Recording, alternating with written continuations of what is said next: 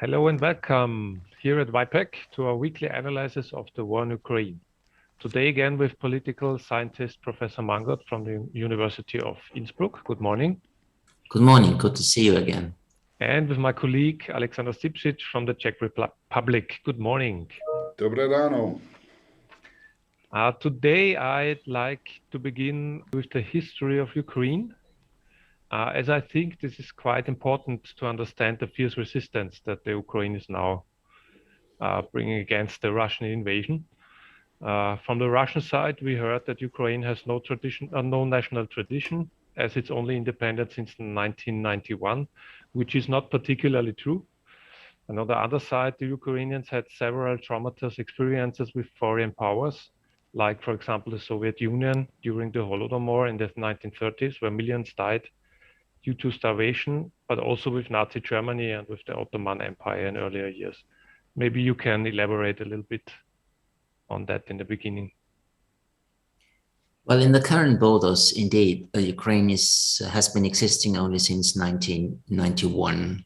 Over the centuries, of course, the territory of today's Ukraine has been contested between various great powers, the Poles and Lithuanians, the Austrians, the Austrian-Hungarians, and of course, Russia. And various parts of the country have been under the control of these different powers, which of course had an impact on language, religion, ethnic kinship, and of course also the identity of the respective regions of Russia. Strong control over parts of today's Russia has been prepared already in the 18th century, and particularly Catherine the Great was very successful in bringing under control quite a lot of the territory of today's Ukraine. After the Brest-Litovsk peace agreement that the Russian Federation signed with Nazi Germany, there was a period of short interim statehood of Ukraine, or of that territory at least, but this was only for a short while. When the Soviet Union was established, the Ukrainian Soviet Socialist Republic was created, and in his speech at the beginning of the current war of Russia against Ukraine, Putin referred to the actions taken by the Soviet leaders, particularly Vladimir Ilyich Lenin and Joseph Stalin, and he accused them of having created something like Ukraine and having handed over to this Ukrainian Soviet Socialist Republic territories which had belonged to what they call traditional historic Russia, meaning the Russian Empire. And of course, Ukrainians suffered, like also Russians and Kazakh people suffered, by the collectivization of agriculture during the Stalin period, which led to famines, huge catastrophic famines, which killed millions of citizens, including, of course, millions of Ukrainian people, which they now refer to as the Holodomor, a genocide committed by the Soviet Union against the Ukrainian people. After 1945, with new territories added to Ukraine, there was a resistance movement opposing the control of the region by the Soviet regime, and it took the Soviet Union more than a decade to bring down this insurgency, this armed insurgency against Soviet control. In 1991, Ukraine was one of the most important forces to bring the Soviet Union to its dismemberment. The president of Ukraine at the time, Leonid Kravchuk, signed with the Russian president Boris Yeltsin and the Belarusian head of parliament, Mr. Shushkevich, on March 8th, 1991, to declare the dissolution of the USSR. So Ukraine, of course, was, like Russia and Belarus, crucial for what was eventually the downfall of the Soviet Union. Thank you. This was a very comprehensive and clear description. So now let us make the jump into the present time. As of today, apparently a Russian warship was just blown up. And what I want to say by that is the rumors are the Russian army is kind of stuck, rather demoralized, has some problems with supplies, and is indeed very surprised and demoralized by the very strong resistance, and not only around Kiev. Is that propaganda and wishful thinking, or are those who say the Russian army as it stands now in the Ukraine will be quagmired and most possibly not win the war this way, and are looking for a new kind of army, that there is in the background discussions about what is the next step for Russia? How do you see that? Are they as much in trouble as some think? Well, first of all, we need to state we are in an information war. So, of course, messages, reports we receive are part of the manipulated communication. But still, there is evidence that Russian troops are in a stalemate on various fronts, particularly around Kiev, Sumy, or Kharkiv. On the other hand, the Russians are on the offensive quite successfully in the east of Ukraine and in the southern regions of Ukraine. They are about to take Mariupol with all the brutalities that they have used against civilians in this siege of Mariupol. And then the Russians will have quite a broad land bridge between Crimea and the separatist republics in the Donbass.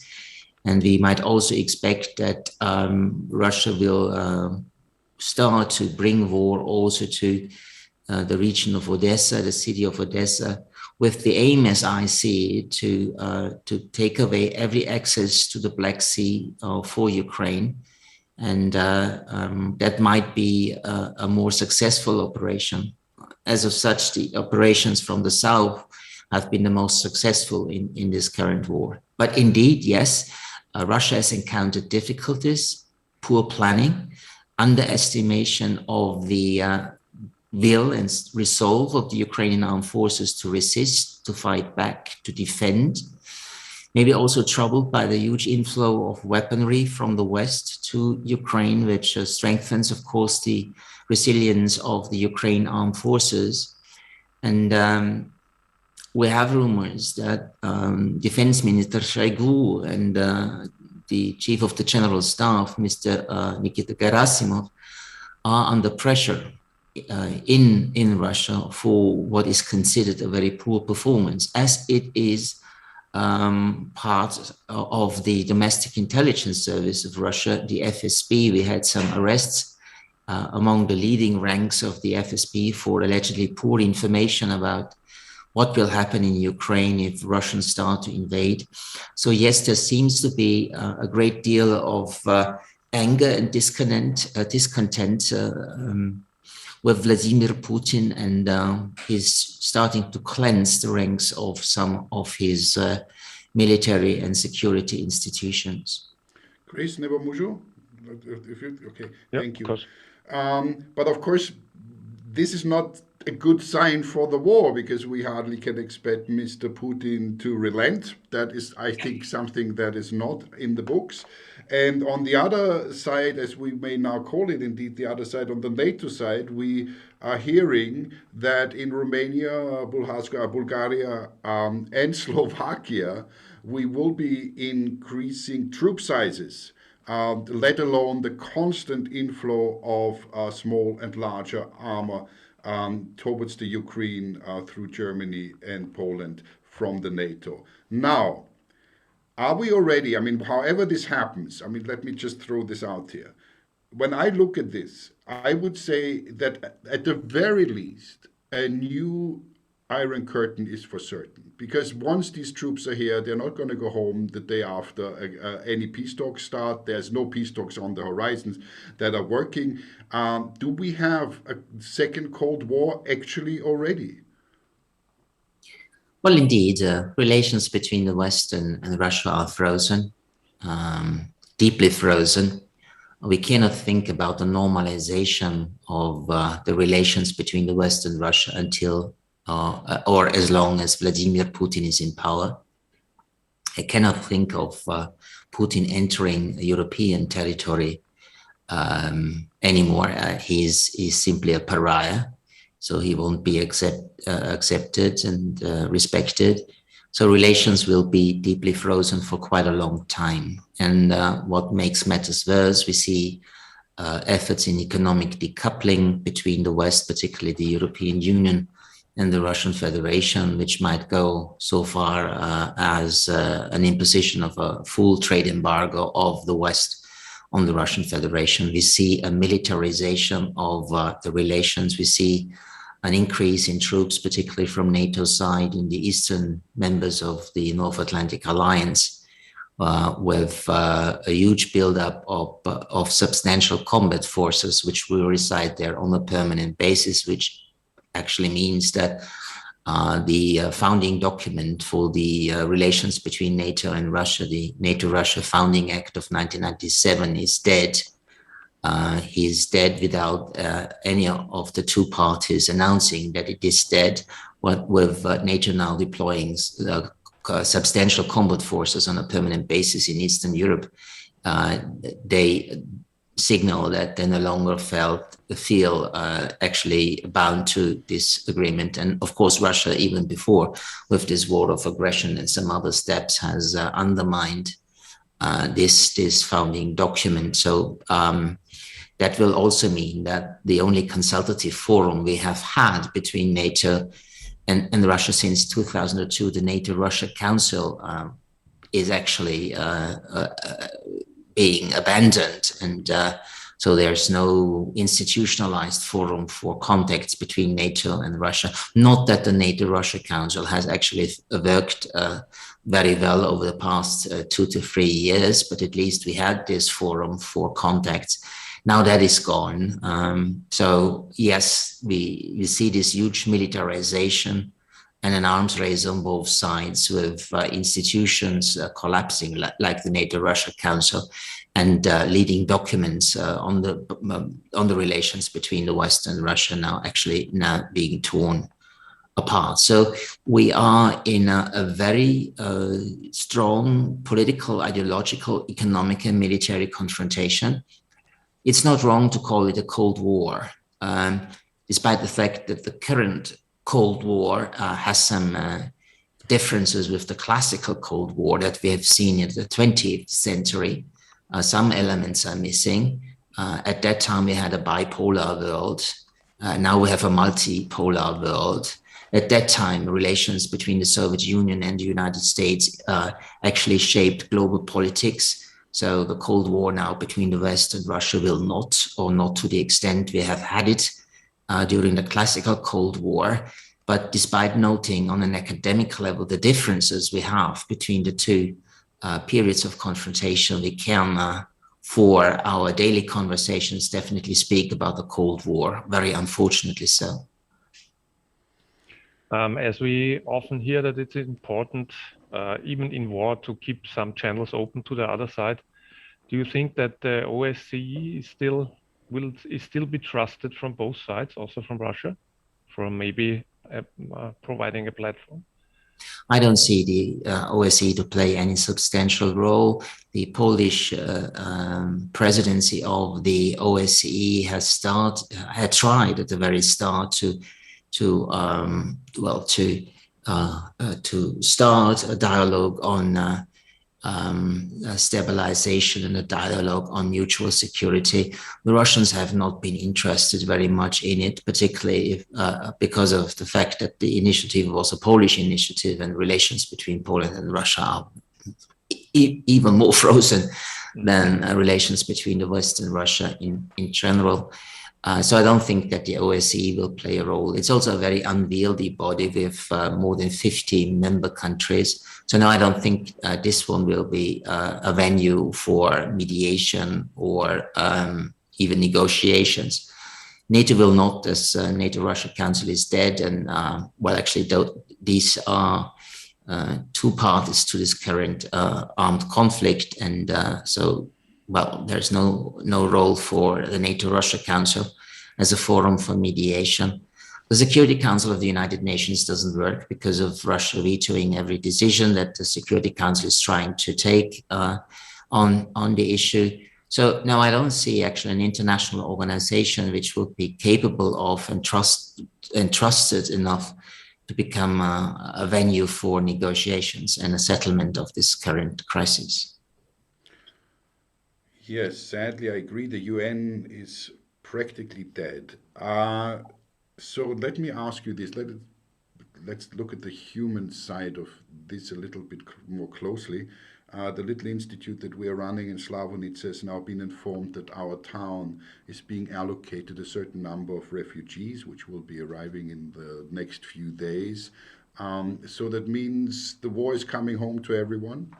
And Austria will be receiving refugees, of course. Poland, by now, apparently, we have to expect around 10 million in the near future, and that may not be the end of it. So my question to you is this maybe, and all this seemingly indiscriminate bombing of habited areas, may refugees be used as a weapon here a little bit as well? Because I cannot see, or how do you see that Europe will be dealing with this?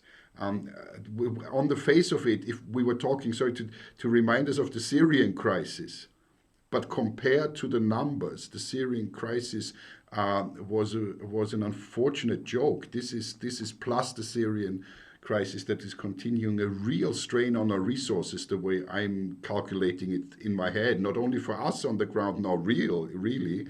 Can we do that? Can Europe do that? Well, what I said in recent interviews with you, namely that Russia will brutalize this war, this actually has happened with indiscriminate shelling of residential areas, attacking civilian targets, which actually is a war crime. And they do that for two reasons.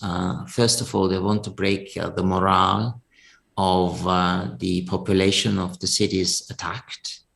And secondly, they want to force the citizens of these regions of Ukraine to flee.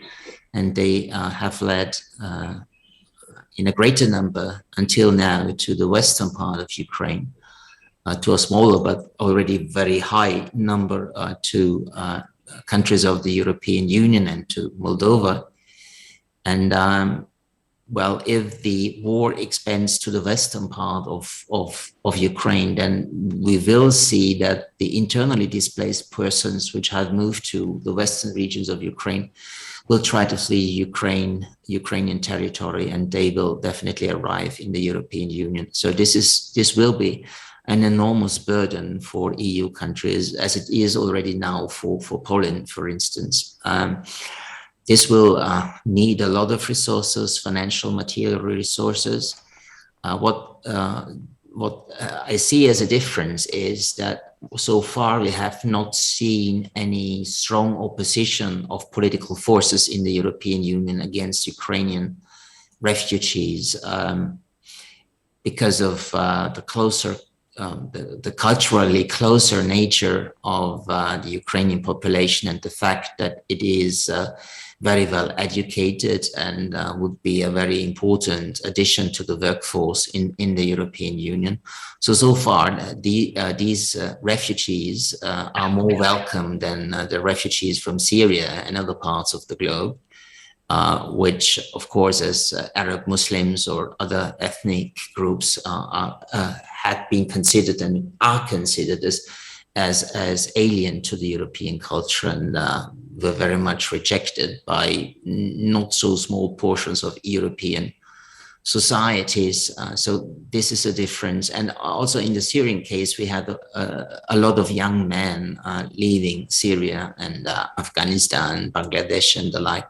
But so far what we have seen from Ukraine is almost only women and children, which also makes a difference, I guess, in the emotional reception of this refugee stream on behalf of EU populations. That's very interesting. May I take it on for a second? So you're actually saying, and I find that interesting and agree, demographically, Western Europe is in decline. I mean, countries like Italy have under one child. This is insane, unimaginable, even 40 years ago. So, and the educational part I found interesting. So you see also there could be a positive aspect, because most of the refugees hopefully will be able to go home eventually in a few years' time. I cannot imagine it being next month. But you would say that the Ukrainians, as already in the Czech Republic, as in several countries, they are already part of the workforce. We could integrate the Ukrainians rather well. Well, if the war ends with the defeat of the Ukrainian government and large parts of Ukraine will remain under Russian control and occupation army, then of course the refugees that have already left Ukraine and those who will be leaving Ukraine under these circumstances will stay in the European Union for quite some time, for a long period of time. And if they do so, they will, of course, strengthen the workforce of the European Union. They will improve demographic statistics of EU countries. So actually, they are a boon to the European economy. If the war stops soon, if there's a mediated solution, if Russian troops withdraw, which I consider very unlikely, then we may see, of course, that a lot of the refugees will return to Ukraine. Well, not immediately, but in the foreseeable future. They all have the desire to rebuild their country if they get the chance to do so. And they will rebuild the country with the financial and material support of the West, definitely. And then, of course, this workforce will leave Europe again, maybe not fully, of course, but to a large extent. So it depends very much on the course and the future course of the war, whether we will see a rather permanent Ukrainian refugee basis in the European Union, or if they are only here for a limited time and will return to Ukraine to rebuild Ukraine, which of course is also a difference to the Syrian refugee crisis of 2015, when the Syrian refugees, of course, for very understandable reasons, had no desire to return back to Syria.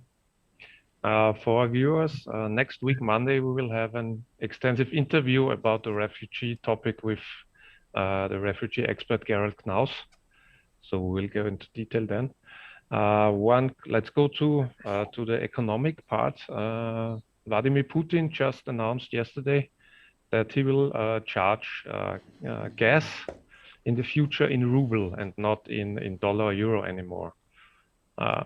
Do you think that also oil will follow to be charged in ruble, or will it stay with dollar? Or what is the impact, the long-term impact of this decision? Or will it have a long-term impact? Sorry, just to throw this in, you may have mentioned it, but the ÖMV, the Austrian Petroleum State Company, has already declined to do so. So that will be interesting. So ÖMV has said no. So let's see. It's only a small player, but yeah. Well, the interest behind this decision was that for paying Russian gas bills in ruble, the Western countries would need to buy Russian ruble to a very considerable volume, and this would prop up the external value of the Russian currency. And actually, we have already seen a limited strengthening of the value of the Russian ruble yesterday after this announcement by Vladimir Putin. Well, actually, this would mean that if Western companies importing gas from the Russian Federation, if they pay in Russian ruble, this will actually circumvent some of the sanctions the West has imposed on the Russian Federation, particularly with its sanctions on the Russian Central Bank. So actually, this is a step to undermine the impact of Western sanctions on the Russian Federation. So from a political point of view, of course, it's highly undesirable to accept the new procedure of paying the gas bills to Russia's Gazprom. So politics will do whatever it can to prevent Western companies from paying the bills in Russian ruble. And in addition to that, of course, in the contracts that Gazprom has signed with European consumers, it is noted that the bills have to be paid and will be paid in euros or dollars. So if Putin now announces only Russian rubles will be accepted, then this is a violation of a very important term of the contract between Gazprom and Western companies. So we have to wait and see what will happen.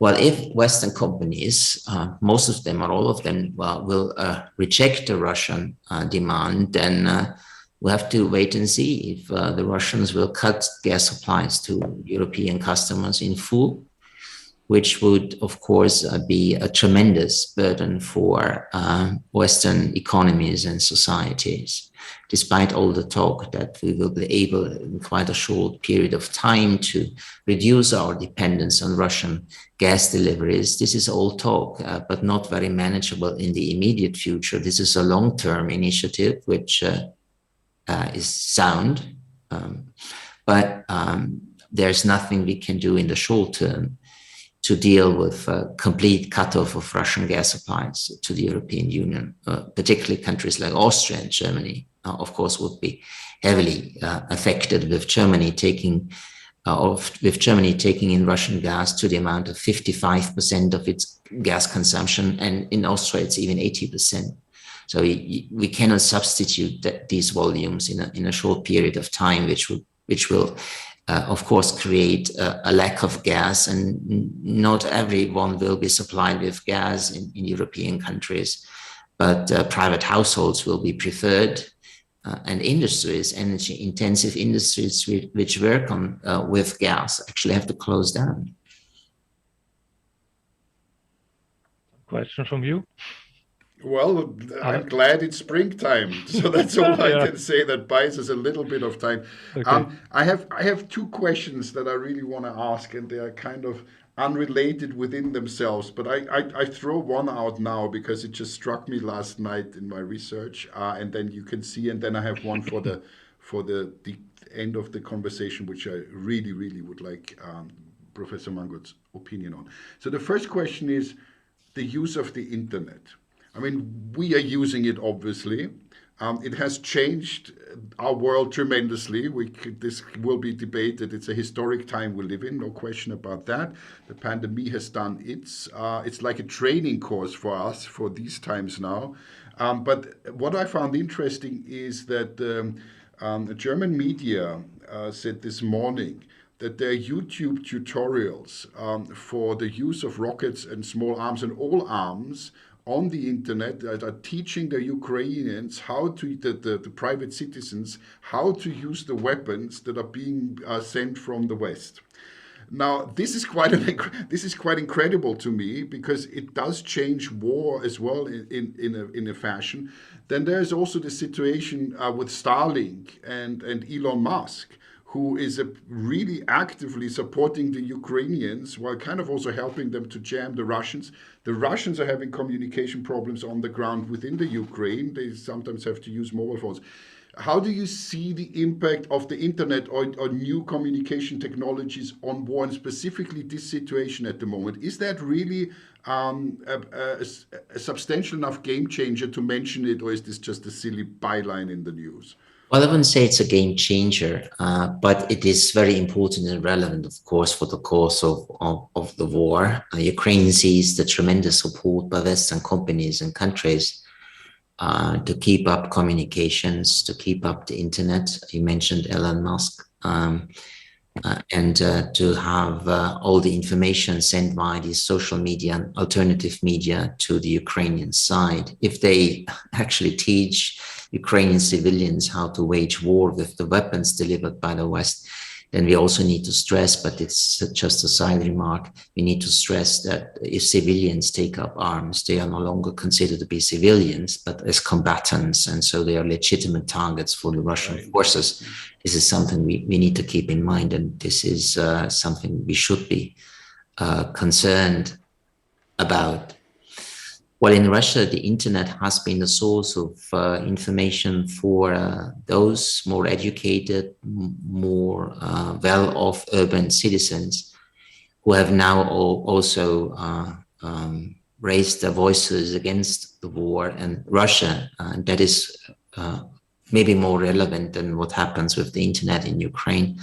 Russia is now trying to block social media for this part of the population by banning Facebook, by banning Instagram, by closing down Google News, which was announced yesterday evening. So what they are trying to do is to keep alternative information out of the circulation within Russia. This does, of course, make it also more difficult for opponents of this war to organize themselves, to organize events and demonstrations, as they increasingly lack the channels and tools of communication about such efforts. On the position of the wider public of Russia, the majority of Russia's population, I don't think this has a very strong impact, because many still get their news from state television. And what they hear and see on state television is, of course, pure war propaganda. Thank you. Maybe one more question before you wrap it up with your last question. Joe Biden, the US president, is today in Brussels meeting with the European Union. What do you expect from this meeting? Any new sanctions, maybe?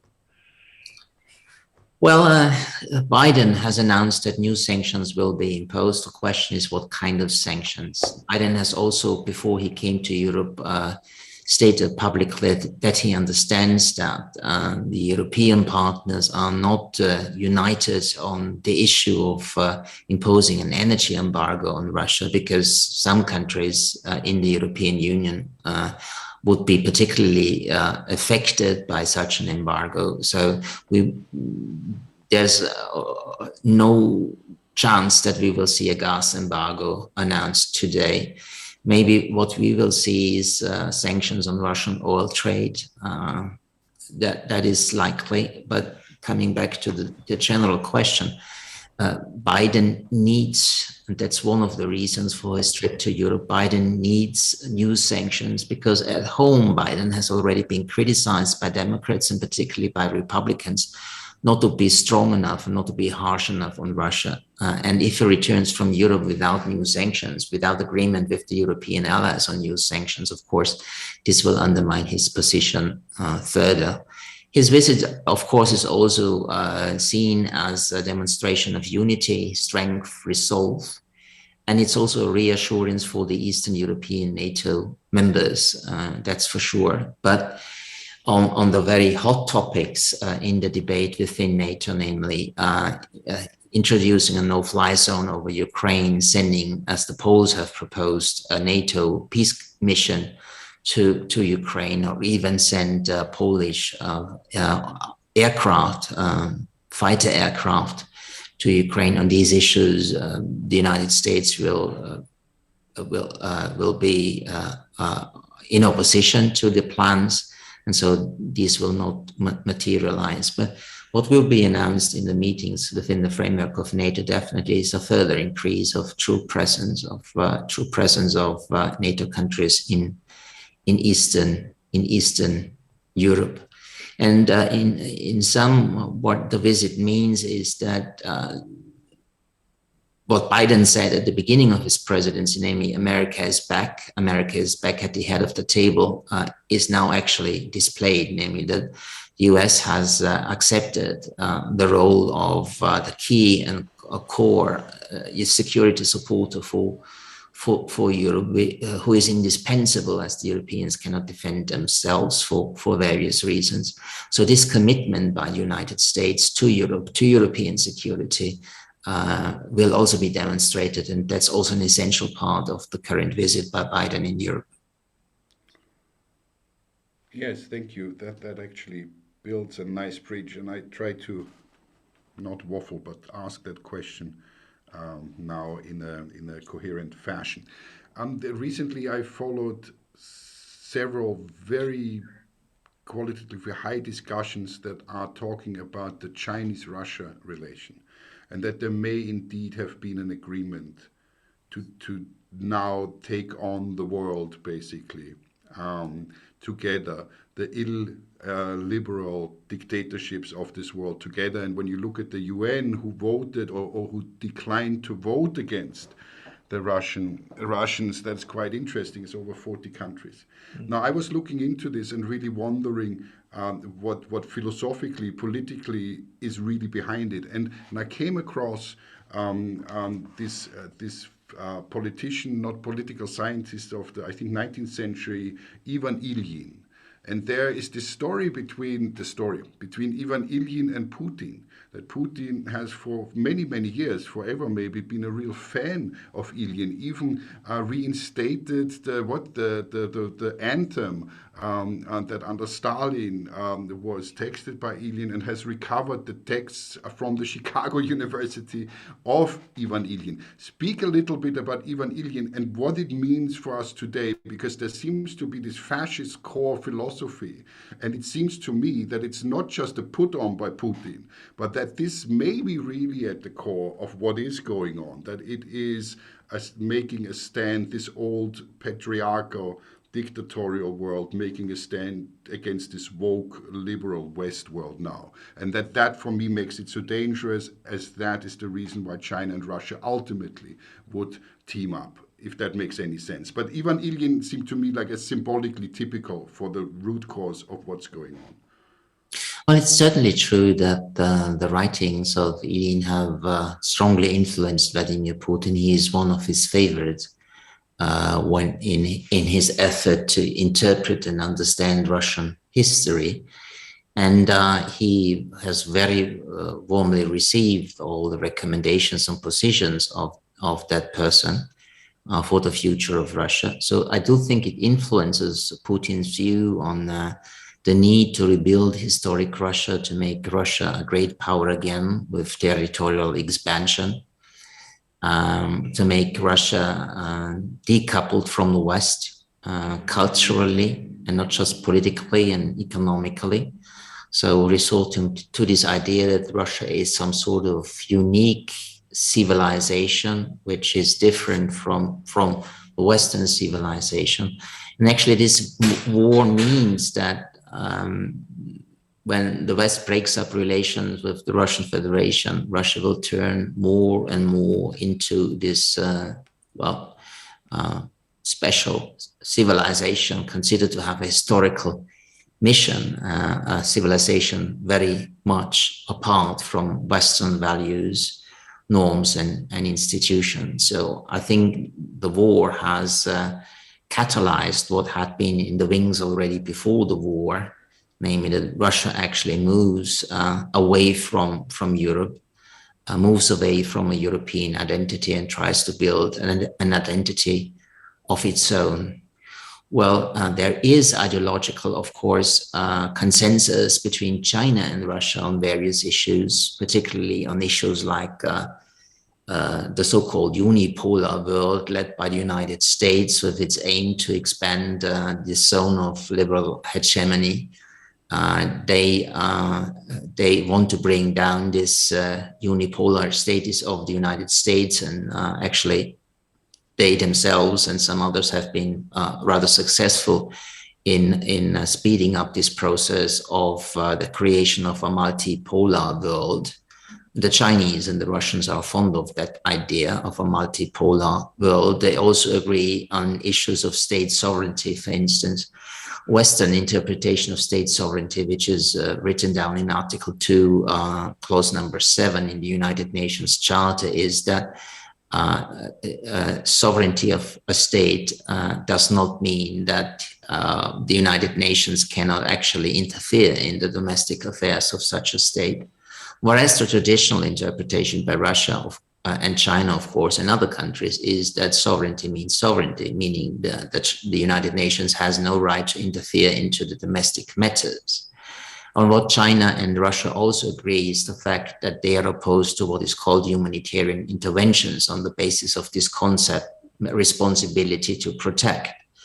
They clearly oppose it because they consider it as a Western instrument and legitimization of regime change in countries which are unfriendly to the West. That is something that the two are opposing as well. So on the diplomatic level, they have a lot of common interests, and they have pursued these interests over the past 15 years in a very strong fashion.